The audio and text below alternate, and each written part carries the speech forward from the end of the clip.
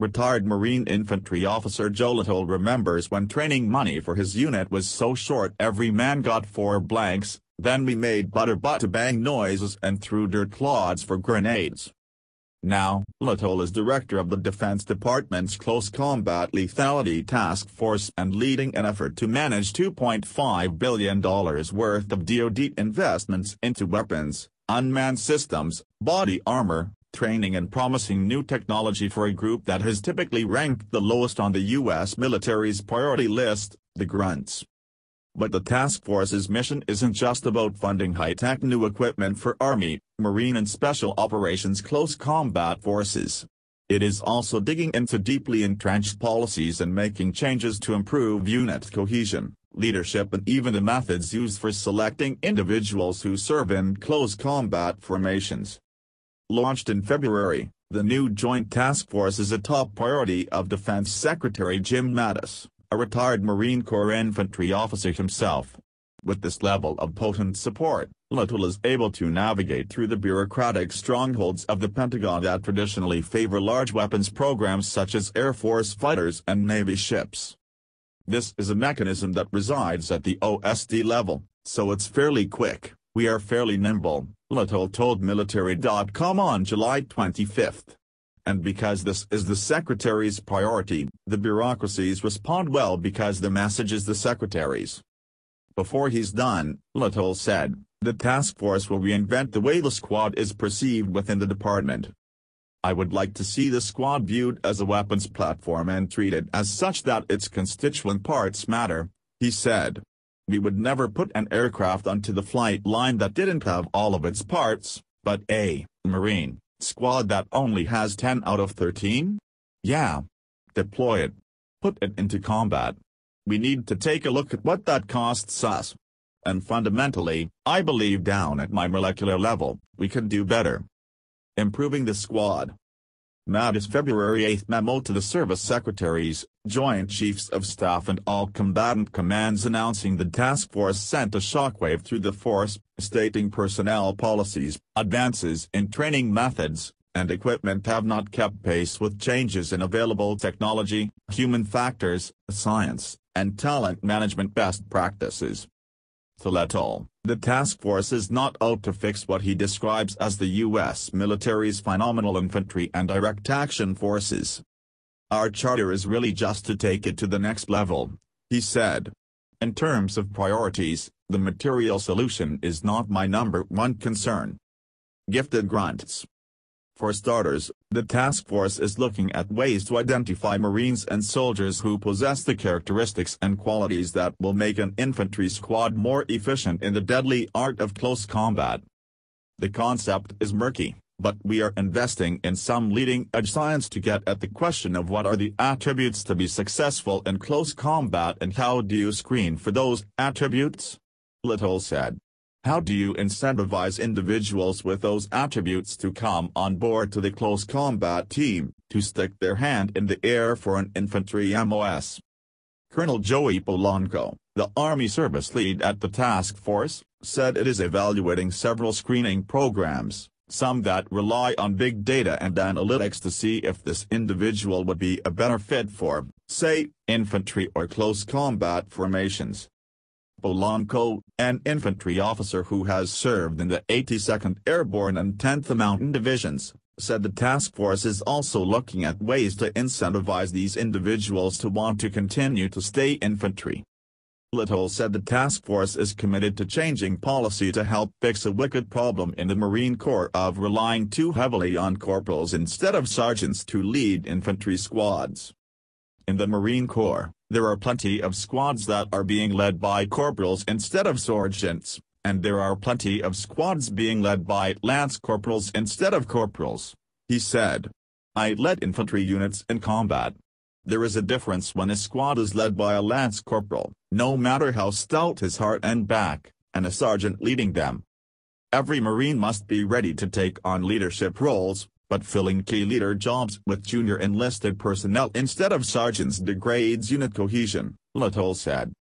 When 4 guys are best buddies and they went to boot camp together and they go drinking beer together on the weekends, and then one day the squad leader rotates and it's hey Johnson, You are now the squad leader. The human dynamics of that person becoming an effective leader with folks that were his peers is difficult to overcome," he said. "It's equally important to stabilize the squad's leadership so that the squad leader doesn't show up 3 months before a deployment but is there in enough time to get that cohesion with his unit, his fire team leaders and his squad members," Lethality said. "Having the appropriate grade, age, experience level and training is really important.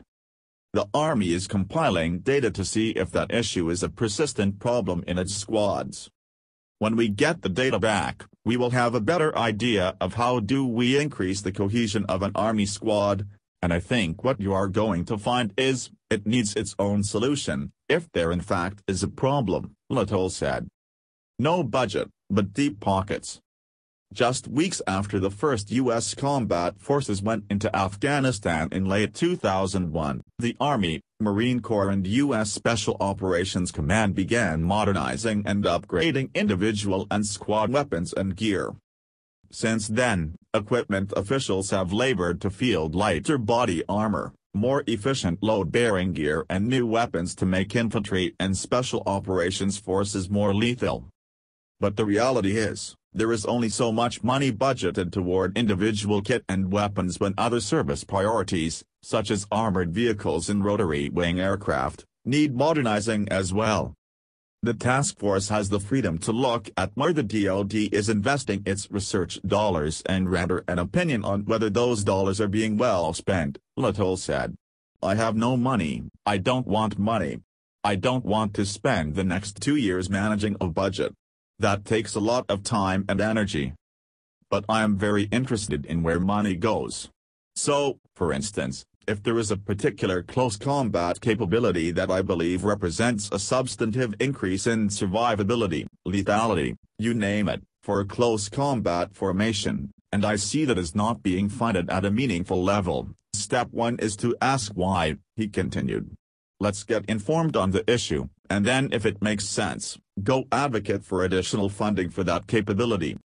The task force currently has reprogramming or new funding requests worth up to $2.5 billion for high-tech equipment and training efforts that Lethality would not describe in detail. "I have a number of things that are teed up, it's premature for me to say," he said. "In broad categories, we have active requests for additional funding in sensing, think robots and unmanned aerial systems. We have requests for additional funding of munitions for training and additional tactical capabilities, and additional funding for training adversaries, so you get a sparring partner as well as a heavy bag. The task force is requesting additional money for advanced night vision equipment and synthetic training technologies." Lethality also confirmed that it helped fund the Army's $500 million effort to train and equip the majority of its active brigade combat teams to fight in large, subterranean complexes like those that exist in North Korea. "We can go to the department and say, this is of such importance that I think the department should shine a light on it and invest in it," he said.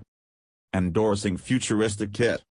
One example of this is the task force's interest in an Army program to equip its infantry units with a heads-up display designed to provide soldiers with a digital weapon sight reticle, as well as tactical data about the immediate battlefield environment. "The big thing is the heads-up display 3.0. I would tell you that is one of the biggest things we are pushing," Polanco said. "It's focused primarily on helping us improve lethality, situational awareness, as well as our mobility. The Army is currently working on HUD 1.0, which involves a thermal weapon sight mounted on the soldier's weapon that can wirelessly transmit the sight reticle into the new dual-tube enhanced night vision goggle 3B. The system can also display waypoints and share information with other soldiers in the field," Army officials said. The HUD 3.0 will draw on the synthetic training environment, one of the Army's key priorities for modernizing training, and allow soldiers to train and rehearse in a virtual training environment, as well as take into combat. The service has already had soldiers test the HUD 1.0 version and provide feedback.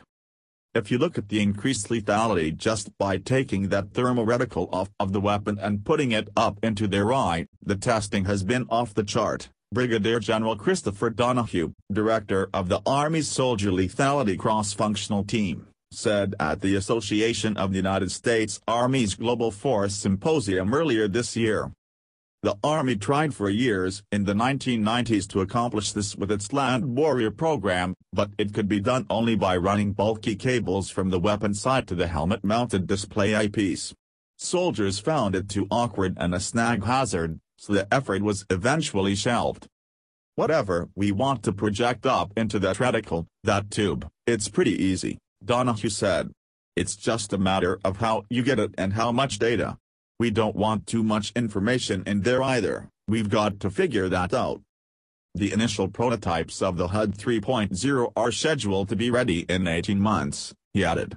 It is really a state-of-the-art capability that allows you to train as you fight from a synthetic training environment standpoint to a live environment, Polanco said, adding that the task force has submitted a request to the DoD to find funding for the HUD 3.0.